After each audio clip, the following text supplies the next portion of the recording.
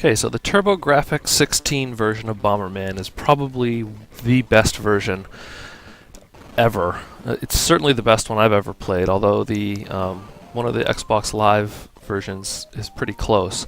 But the reason that this one is so good is because the multiplayer supports 5 players. Of course, in this video I can't demonstrate 5 players because I only have myself and I don't have 5 controllers or the Turbo Tap. But the few times I did manage to wrangle up 5 friends, and I did have 5 controllers at the time, this was the most fun I'd ever had. Now, some of the more recent versions of Bomberman have included a, first-person 3D perspective, which takes away from a lot of the fun. It makes it more of an action game as opposed to, strategy or just a good competitive, equal playing field type of game. This version has extremely responsive controls.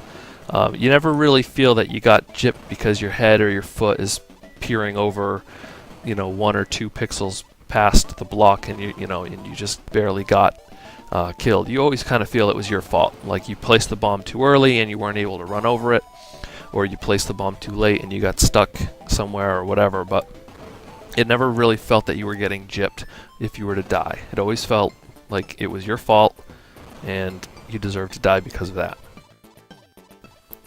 Now here we are playing the campaign, or the single player part of the game, and basically what happened is some dragon type creature went and kidnapped the princess, and you have to basically try to work your way to through the bosses, through the different levels and themes to find and defeat the final boss.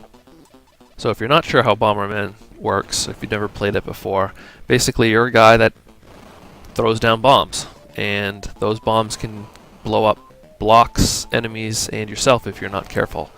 You start off with 1 bomb, and that 1 bomb can go across one square in up, down, the 4 up, down, left, right directions.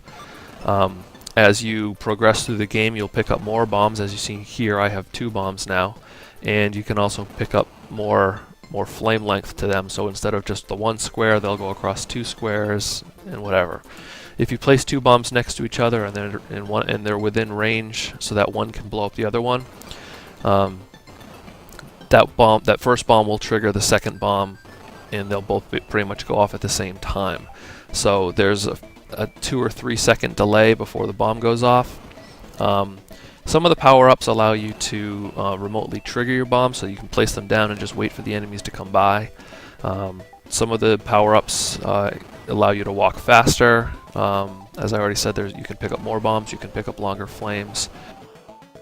And one that's pretty cool is the ability to basically place a bomb and then use the second button and just kind of kick it, and it just kind of goes down the level until it hits a wall and then blows up. Or if you time it right, you can actually have it blow up as it's traveling, and you can kind of kill enemies that way just by having good timing. Once you kill all the enemies on the screen, you see there that little blue square is the exit tile. That's where you'll go once all the enemies are cleared.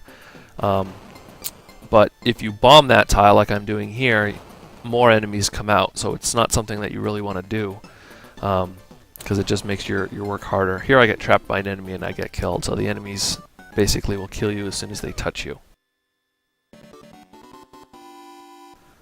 Another important thing to be aware of too is each level has a power-up that you can find by bombing the blocks. If you accidentally bomb that power-up, not only do you not get it, but I believe it also turns into an enemy. I can't quite remember if that's the case in this version of Bomberman, but that is pretty common, where it'll either completely just disappear and you won't get it, or it'll actually turn into an enemy, making your job a little harder. But the game is obviously, it's pretty straightforward as far as what the objective is. Just you know, kill all the enemies and get to the exit and get to the next level. Not too complicated. However, due to the different enemy types, it can be a little bit harder than it seems. So there you see we've picked up the roller skate, and that allows you basically to walk faster.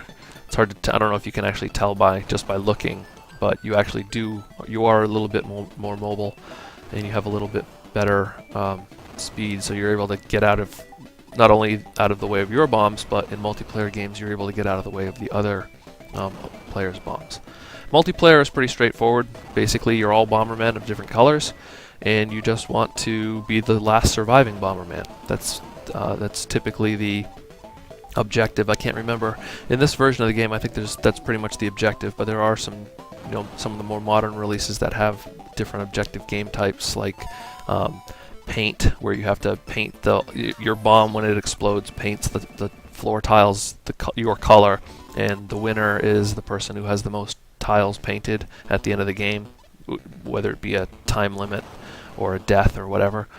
But you know, those only exist in some of the newer ones. This one is, again, pretty much just last man standing.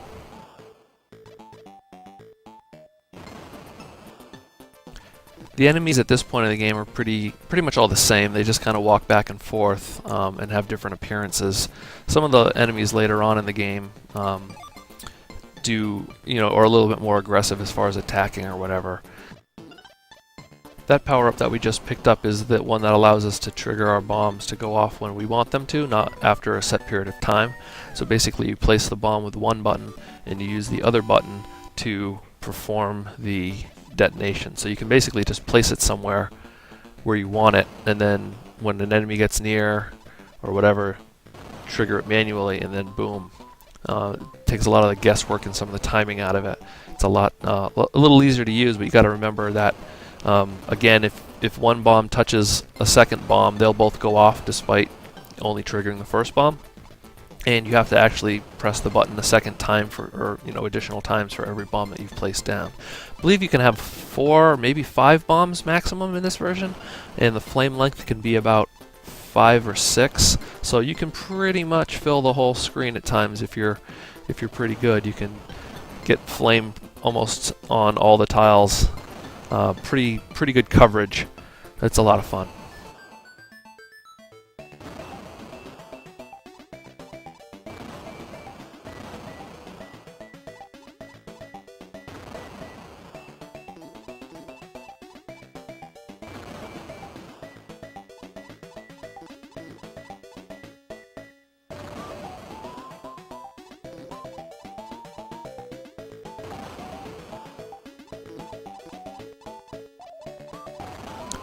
Okay, so there's that timing power up again, and now that I've picked it up, any bombs that I've placed are able to use that. So there I'm able to trigger that bomb once that enemy gets nearby. I'm going to do the same thing here, and we'll wait for that enemy to walk by my bomb, and boom, get him. And then I've already found the exit tile, so all I have to do is just walk on it, and off we go to the next level.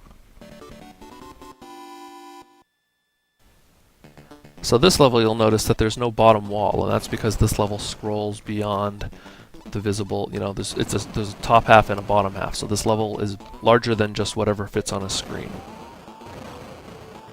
Scrolling is done automatically, so when you start to walk down, or to the right in some cases, as you see there, the screen just automatically scrolls. So this is Bomberman, 1991 for the TurboGrafx-16. A really fun game. Brings back a lot of memories. I actually did complete this game in single player mode one weekend with a friend. We stayed up pretty much all night and just kept playing it, and about 4:30 in the morning I think we completed it. But I just got killed, so until next time, we'll smell you later.